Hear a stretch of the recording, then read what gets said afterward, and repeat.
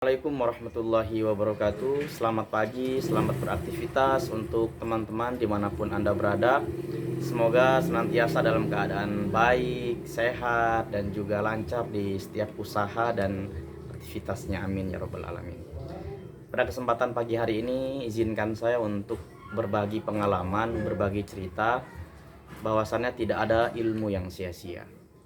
Teman-teman sekalian, ada dua kejadian dalam hidup saya yang membuat saya semakin sadar bahwa tidak ada ilmu yang sia-sia. Yang pertama adalah suatu kejadian di mana ketika saya masih menuntut ilmu di Pondok Pesantren Asy-Syafiyah di Pondok Gede Jatiwaringin. Kejadian itu adalah suatu ketika kita diundang untuk membacakan doa syukur lah. Ada tuan rumah mengundang kita. Nah, kejadiannya adalah si imam atau si pemimpin pengajian ini dia tidak datang. Akhirnya tuan rumah menanyakan kepada yang datang, santri-santri, ayo siapa yang mau mimpin gitu. Jadi kita saling lihat, saling tatap, saling tunjuk lah gitu. Sampai akhirnya mereka menunjuk saya kebanyakan dalam keadaan takut, dalam keadaan gugup. Saya beranikan diri untuk mencoba. Syukur alhamdulillah saya bisa memimpin dalam dengan keterbatasan dan kekurangan. Banyak bacaan-bacaan juga yang waktu itu salah karena mungkin gugup ya pertama kali.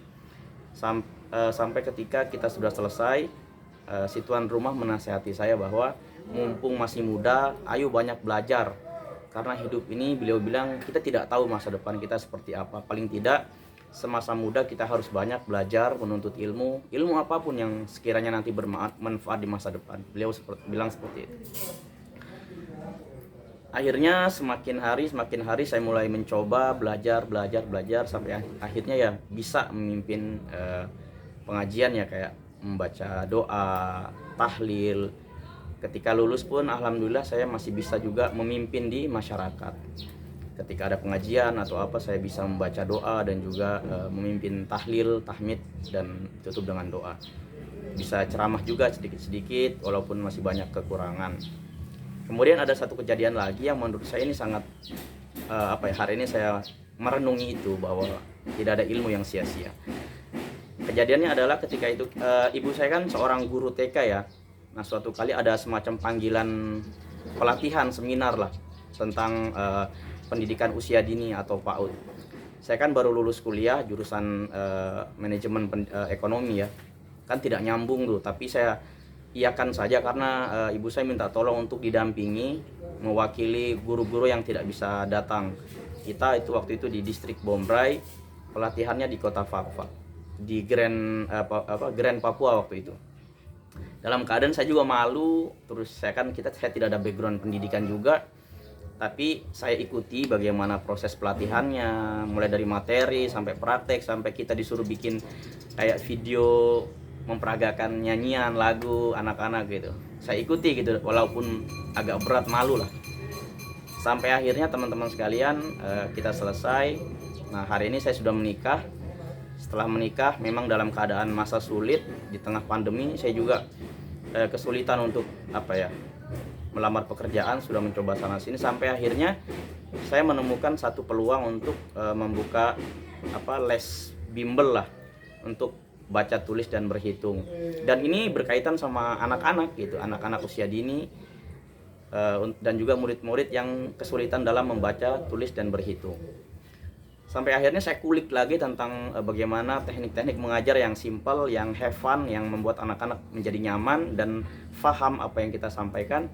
Syukur alhamdulillah sampai hari ini lumayan lah murid-murid saya sudah mengajar mereka dan ada sedikit hasil dari mulai mereka datang dari nol tidak tahu apa-apa sampai akhirnya membuahkan hasil. Ada juga yang sebagian juara kelas.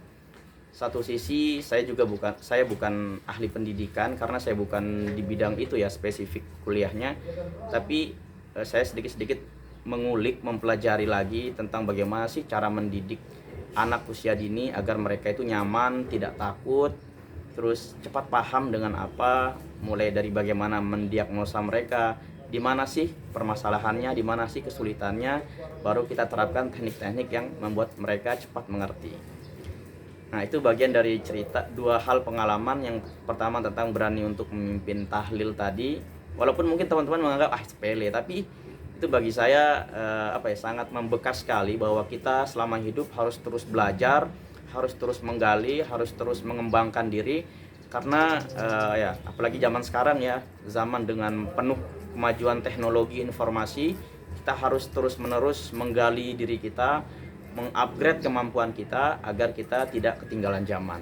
Ini dalam konteks agama dan pendidikan ya. Mungkin dalam hal-hal kayak teknologi informasi pun, atau hal-hal lain seperti bisnis, ekonomi, politik pun, kita harus terus menggali agar kita juga menjadi memberi sumbangsih kepada peradaban di sekitar kita, di kehidupan berbangsa dan tanah air kita, agar kita jangan hanya menjadi penonton, jangan hanya menjadi pengkritik, tapi juga menjadi generasi yang memberikan manfaat, memberikan solusi kepada di sekitar kita.